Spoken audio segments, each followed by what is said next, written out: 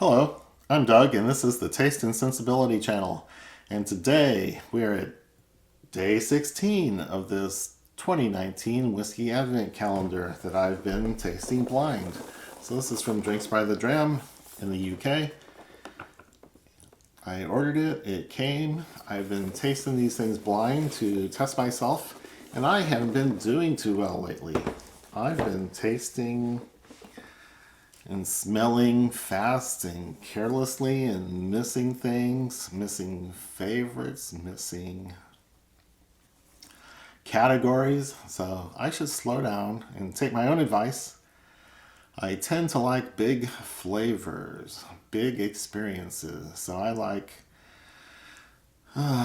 black coffee and peated and Scotch whiskey and stinky cheese and spicy food and all those things. I'm always expecting some big punch of something, and I don't often calm down and quiet down and listen for the little things. So I've been missing things here and there in my last few bottles. So I'm going to be more careful and give a good analysis and smell and taste of the day 16 entry here. And this is one of these big holes where I can see into the slot, so gotta be careful how I pick it up or even look. Oh, okay, that works. It's got a little string on the side, which is handy because I can just pull it out that way. So this is a malt or rye whiskey or bourbon or who knows what from somewhere in the world. And ooh, it's dark. Sherry or added coloring, I don't know. Sherry cask, sherry finish, sherry maturation maybe. Or some other kind. Or maybe you just matured in a hot place. Ooh, it's malty.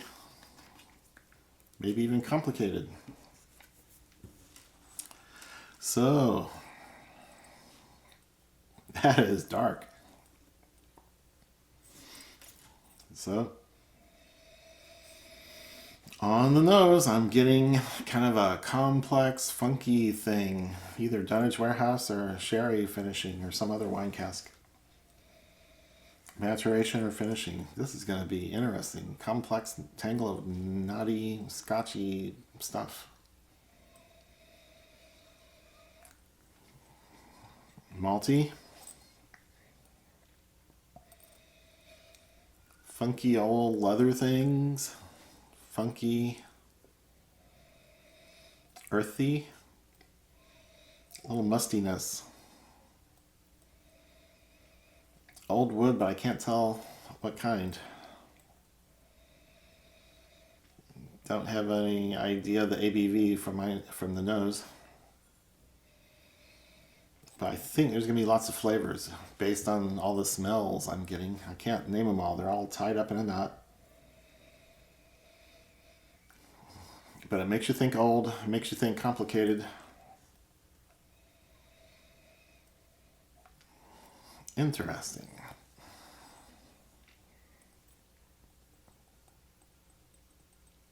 It's got some legs, which I don't usually use that information to judge anything. Okay, so it is a pretty complicated nose there. And suggests old Scotch or sherry Scotch or both. So here we go.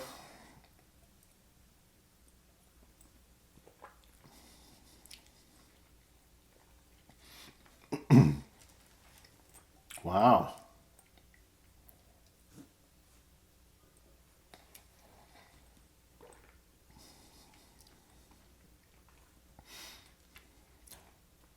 It's not quite like any Scotch I've ever had. I can sort of tell a maltiness, but it is an odd set of flavors. Some maltiness, a saltiness.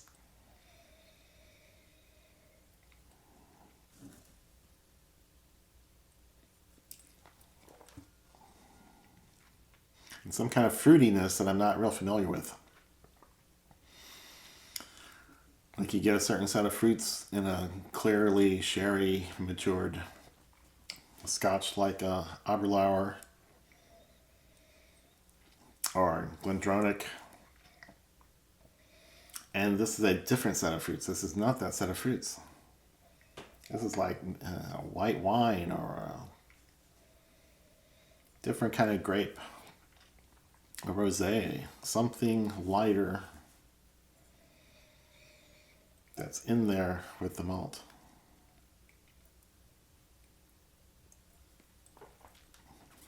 And even the malt notes aren't distinct or clear. I'm just catching the edge of something that's familiar, and I think that's the maltiness.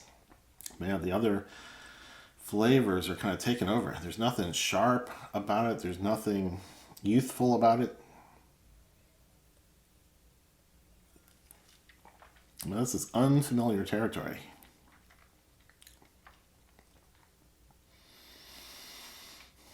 I can't really claim it's got enough malt notes to call it a malt. But I certainly don't have evidence to make a claim on anything else either. Definitely ethanol.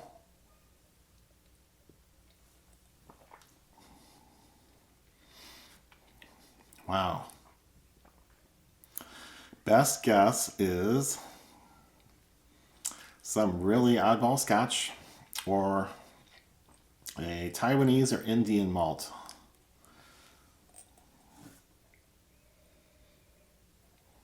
That's processed and finished a little differently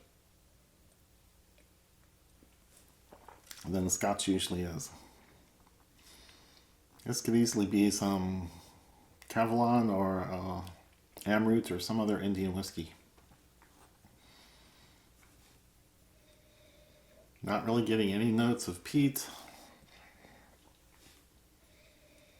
And I can't really say the fruit's distinctive enough to, it's just light, vague things. So maybe there's no fruit, maybe there's no sherry, maybe no wine cask finishing. It might just be funky warehouse, which I love.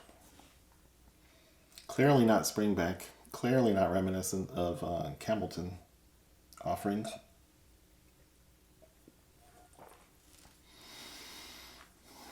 And still 40-43 on the ABV. It's not high at all. It doesn't help that I am tasting. A couple drops of water. See if anything changes. I've almost emptied this, so I better make my guess soon.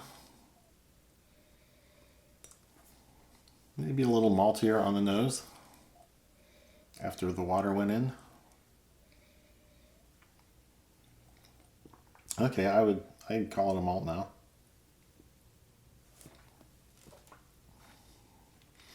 On the palate, it's more the same. I think clearly a malt and clearly unpeated and clearly a not any kind of wine cask finish.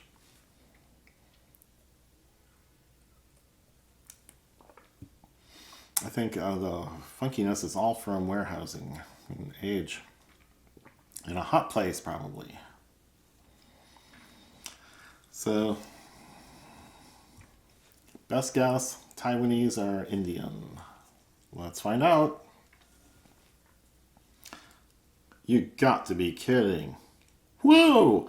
Jura, 18-year-old, single malt Scotch whiskey, 44% ABV. I did not taste any peat.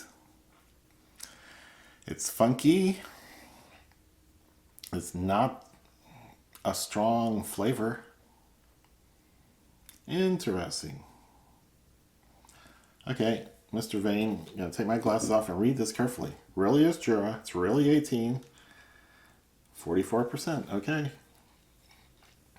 So there I was, all ready to do a slow, careful tasting, and I thought I was zooming in on the right part of the world. Nope. Please, it's a malt. It is softened a lot by the 18 years. I would think I would taste peat. I didn't smell it. I don't taste it. It's one of the notes probably making it complex. but it sure doesn't strike me as peat. Doesn't strike me as anywhere near Isla peat. No, I just don't get it, no. I would check to see if this is even peated.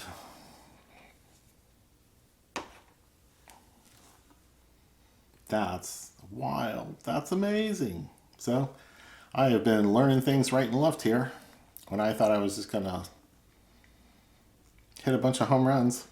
So, this is very educational. You should try it at home.